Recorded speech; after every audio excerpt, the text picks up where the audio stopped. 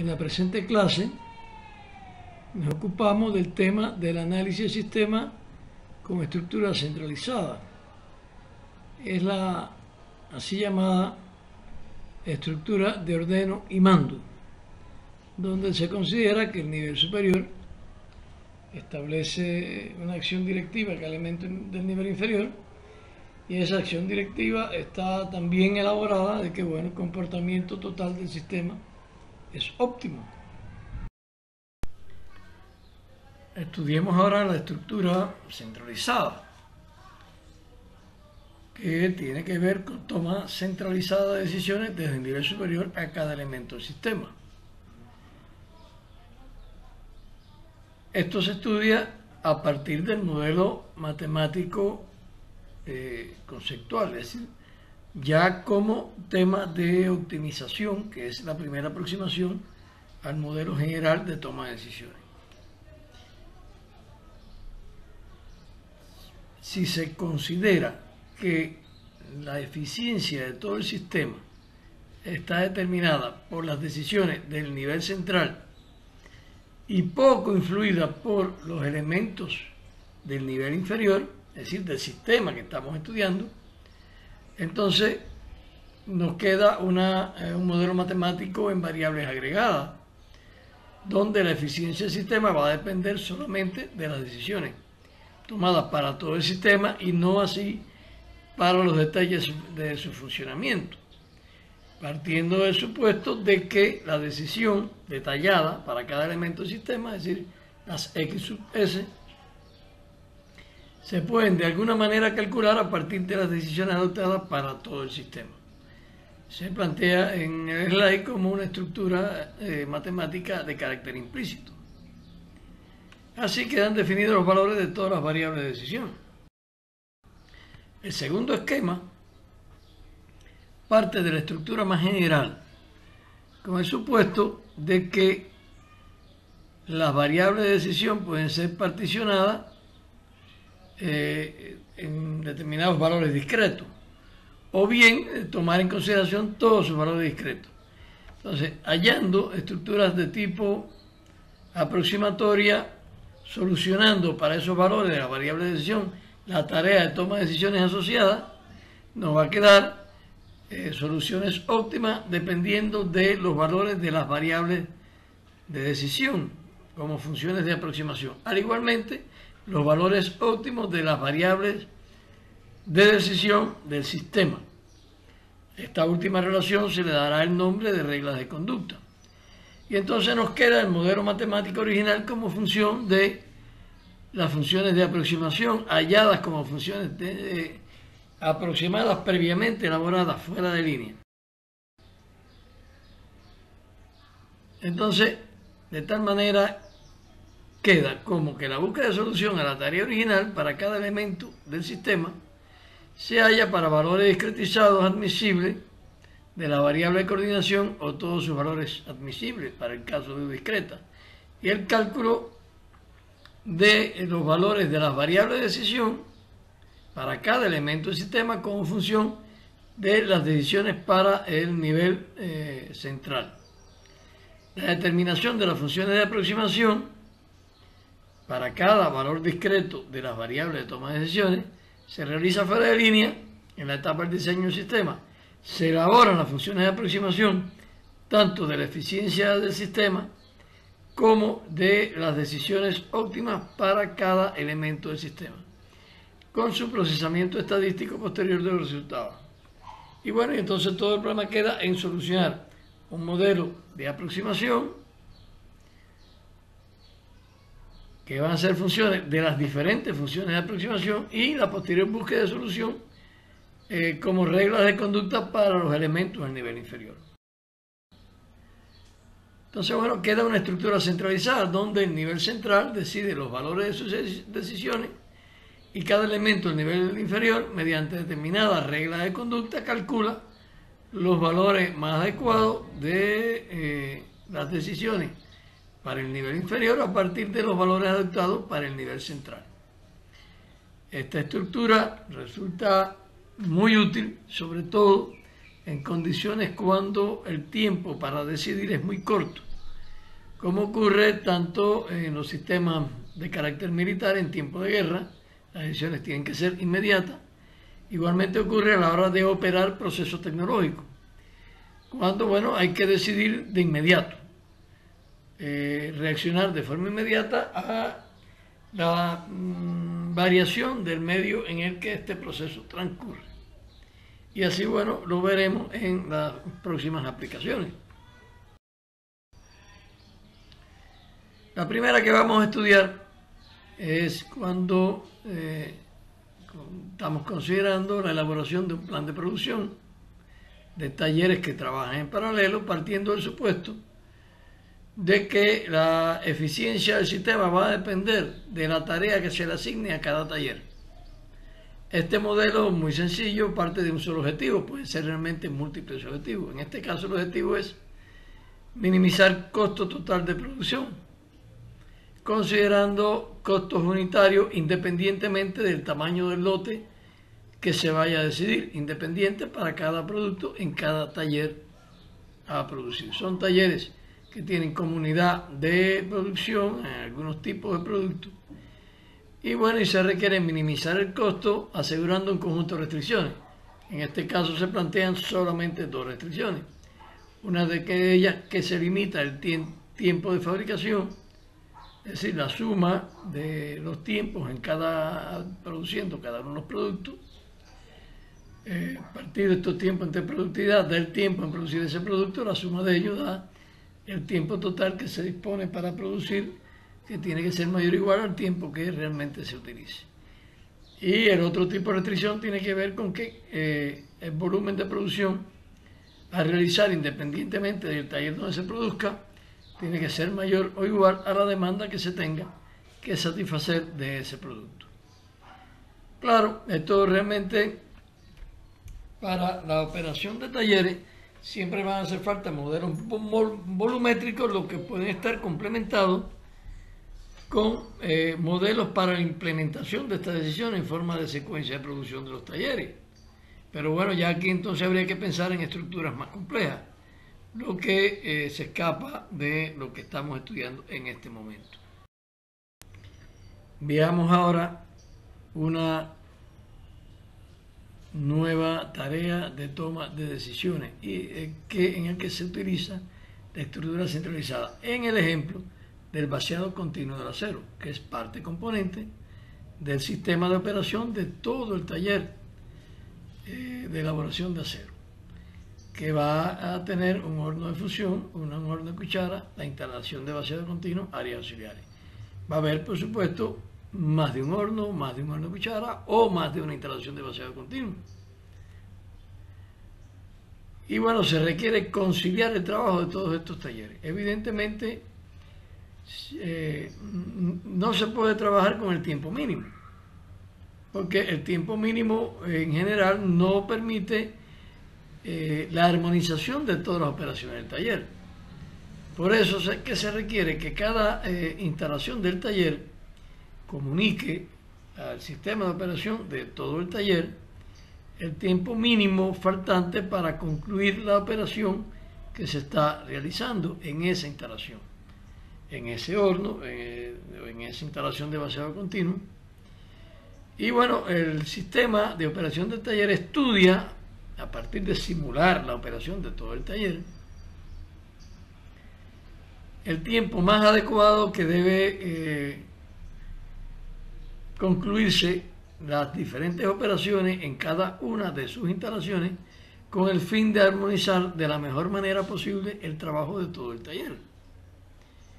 Entonces, de tal manera, cada una de estas instalaciones, incluido la instalación de vaciado continuo, recibe del nivel central el tiempo faltante más adecuado para concluir la operación en esa instalación. Antes de entrar en el detalle de la operación de vaciado continuo, vamos a darle una mirada a la instalación misma para tener un mínimo de conocimiento de cómo está constituida esta instalación. En primer lugar, el horno de cuchara, con ya el acero líquido, con la composición química adecuada, la temperatura de vaciado adecuada para esa composición química, vacía el acero en una cazuela intermedia, que se le da el nombre de artesa.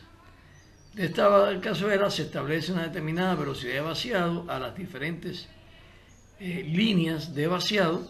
Aquí se representa una sola línea de vaciado.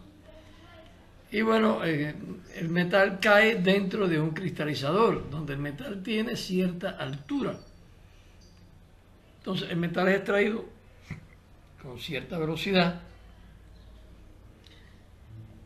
de forma tal de que antes que el metal sea presionado por los rodillos de arrastre, ya se haya solidificado completamente y no existe el peligro de una ruptura de la corteza solidificada del metal.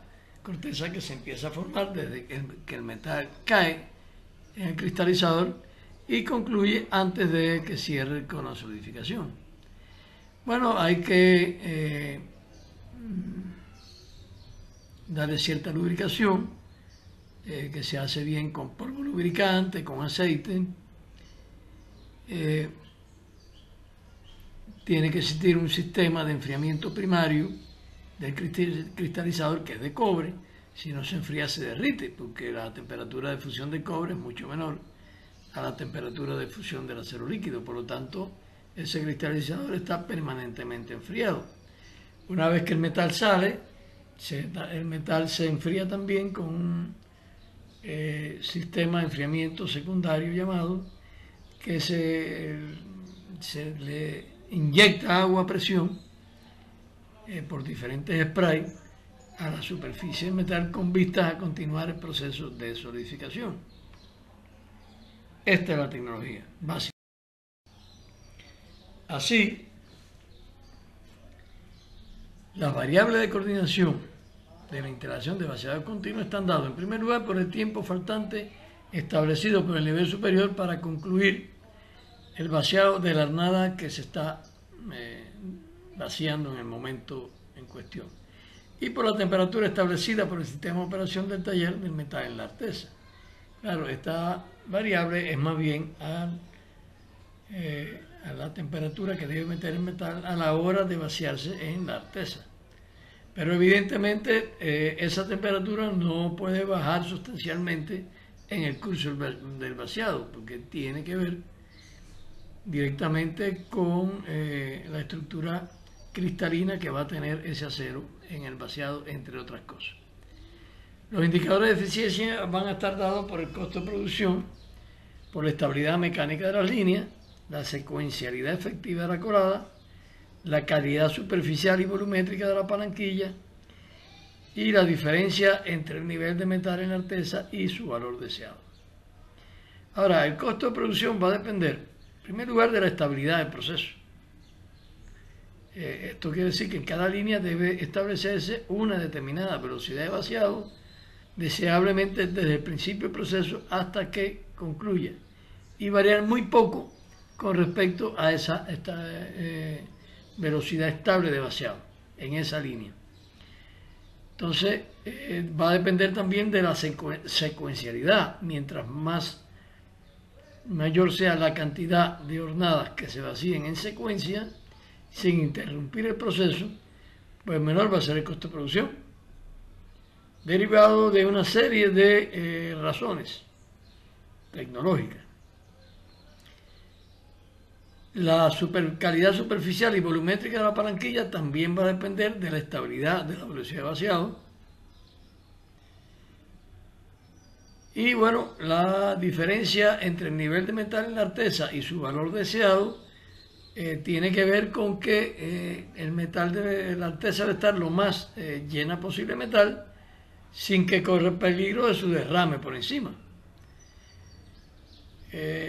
Porque además cuando se vacíe completamente la hornada, tiene que tener suficiente nivel como para que pueda ser sustituida la cazuela que se está vaciando por la que continúa, sin que se afecte la secuencia. Por lo tanto, la minimización de la diferencia de la reserva de de metal en la artesa es un objetivo extremadamente importante a los efectos de gobernar la hornada. Así que vamos a tener también como variables intermedias de interés la longitud metalúrgica de vaciado o cierre del cono de solidificación, el espesor de la capa solidificada a la salida del horno, la frecuencia de oscilación del molde por cada línea, que es función biunívoca con la velocidad de vaciado en cada línea, el caudal de agua por zona de enfriamiento, que también va a ser función de la velocidad de vaciado y de la composición química del metal que se esté vaciando. Y como variable de decisión vamos a tener el tiempo con el que se trabaje con n líneas, con n-1 y así sucesivamente hasta una línea. Se empieza por un número mayor de líneas, máximo de líneas, después se van retirando una a una la línea de vaciado hasta que queda una sola línea, cuando ya se hace el cambio de cazuela para la nueva cazuela que se debe vaciar. El caudal de agua por zona, tanto en el enfriamiento primario como el secundario, la frecuencia de oscilación del cristalizador y el diámetro de la busa para cada línea de vaciado. Otra variable de decisión también que no se está mostrando en la lámina tiene que ver con la masa de lubricante que hay que depositar en cada una de las líneas de vaciado, aunque esta puede ser considerada como una tarea independiente, por eso no aparece en el modelo matemático conceptual principal con el que vamos a trabajar. Tiene que ver con el minimizar la diferencia de altura entre el valor dado por la operación de proceso contra el valor deseado. Hay que minimizar esa diferencia, es decir, hay que tratar de asegurar el máximo nivel posible de la artesa sin riesgo a que se desborde el metal en la artesa, asegurando el conjunto de restricciones que tiene que ver con que el metal tiene que quedar solidificado antes de que se llegue a los rodillos de arrastre. La velocidad de vaciado de las líneas no puede superar más allá del 90% de la velocidad máxima permitida. El caudal de agua en las zonas de enfriamiento tiene que estar en determinado intervalo, que tiene que ver con la capacidad de enfriamiento de ambas zonas, de la primaria y secundaria. La altura del metal tiene que ser mayor o igual que su valor mínimo, permitido por tecnología. El tiempo de vaciado por cada una de las líneas y el total de vaciado tiene que ser menor o igual al tiempo faltante para concluir la hornada. Y además la frecuencia de oscilación del cristalizador debe de establecerse de acuerdo a la velocidad de vaciado en cada línea. La descomposición del modelo matemático estudiado se realiza de la siguiente manera. En primer lugar, se realiza el cálculo de la velocidad requerida de vaciado para todas las instalaciones y para cada una de sus líneas, de forma tal de secuenciar el vaciado por las líneas, es decir, determinar el tiempo de vaciado con n líneas, con n-1 y así hasta una sola línea. El cálculo del volumen de agua a inyectar tanto en el vaciado en el sistema de enfriamiento primario como en el sistema de enfriamiento secundario, la apertura de la busa correspondiente y las oscilaciones del cristalizador. Entonces, la solución del problema completo se realiza en 3 fases, tal y como se establece en este slide. Hasta aquí el análisis de los sistemas con estructura centralizada.